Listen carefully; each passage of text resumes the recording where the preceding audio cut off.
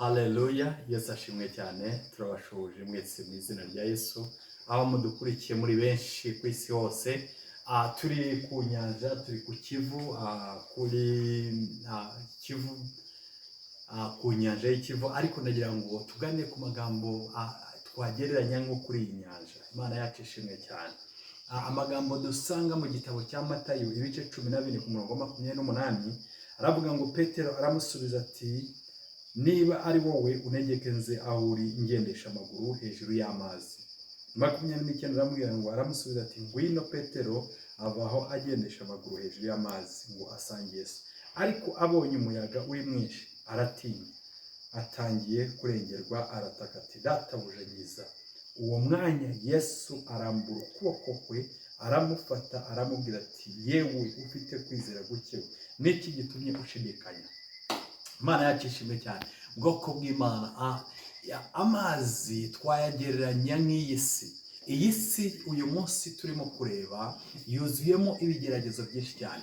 Hari abantu benshi cyane bacitse intege muri iyi si, ariyo mazi. Ariko ndagira ngo nkubwire ngo wongere gutumbira Yesu. Petero yashidikanyije kuri Yesu nk'uko nawe uyu munsi urimo kumushidikanyaho, urimo kubona yuko ibyawe atabishobora. Ariko arangije amubona agendesha hejuru y'amazi, ndetse yamushidikanyaho aravuga ngo ni umuzimu. Ariko ndagira ngo nkubwire ngo ntabwo Yesu yari umuzimu, ahubwo yari Yesu mwenyewe. Imana yacu ishimwe cyane. Arangije aramubwira ati, nsanga. Ati, niba ari wowe mwami, ati, mbwira nze. Arangije umwami aramubwira ati, ngwino.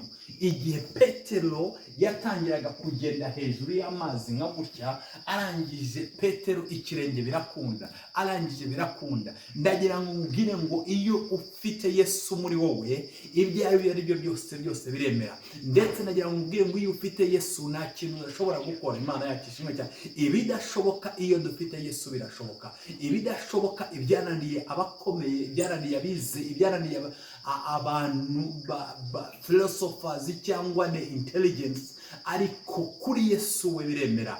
Abantu benshi ntabwo bumvise ukuntu Yesu yahamagaye Petero ngo agende hejuru y'amazi.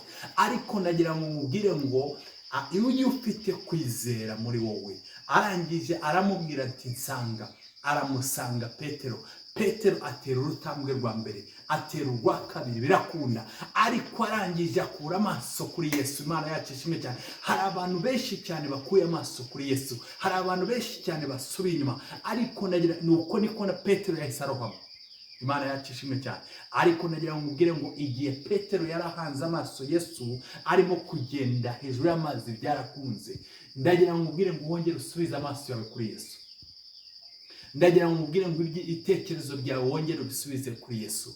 Yesaya 40:29 aravuga ngo niwe uha intege abarambiwe kandi utibashije iramushoboza. Birashoboka yuko nawe intege zari zibaye nkeya, birashoboka yuko nawe wari ubivuyemo, birashoboka yuko nawe wari usubiye inyuma. Ariko nagira ngo nkubwire ngo Bibiliya ijambo ry'Imana ratubwira muri Zaburi 25 aravuga ngo siko bizaba mu bategereza Uwiteka, nawe uzakorwa n'isoni, ahubwo bazava mu isezerano n'amamvu, abo nibo bazakorwa n'isoni.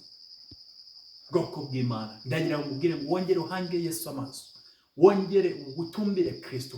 Icyo kigeragezo kigugoye, ibyo bibazo bikugoye, Yesu abifitiye igisubizo. Imana yacu ishimwe cyane. Ni Imana ishobora byose.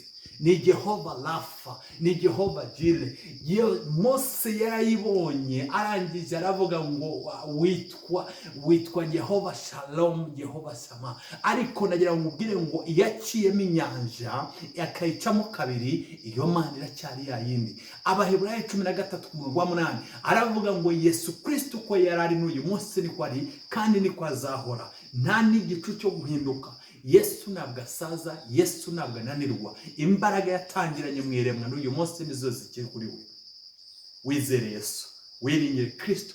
Imana yo mu ijuru izagushoboza, Imana yo mu ijuru izakwambutsa. Iyi nyanja turimo kureba Yesu yayikwambutsa, inyanja y'ibibazo, inyanja y'ikigeragezo wiyizeho. Yiteguye kukwambutsa, yiteguye kugufata ukuboko, yiteguye kugushoboza. Ntabwo wakwishoboza, ariko abiringiye Uwiteka ngo bameze nk'umusozi Siyoni udashobora kunyeganyezwa, ahubwo uhora uhamye ibihe byose. Imana yacu ishimwe cyane. Ndagira ngo mbwire mwongere wizere Kristo, azagushoboza kandi azakwambutsa. Imana yo mu ijuru ibagire neza, Imana ikomeze kubishimira. Shalom, shalom.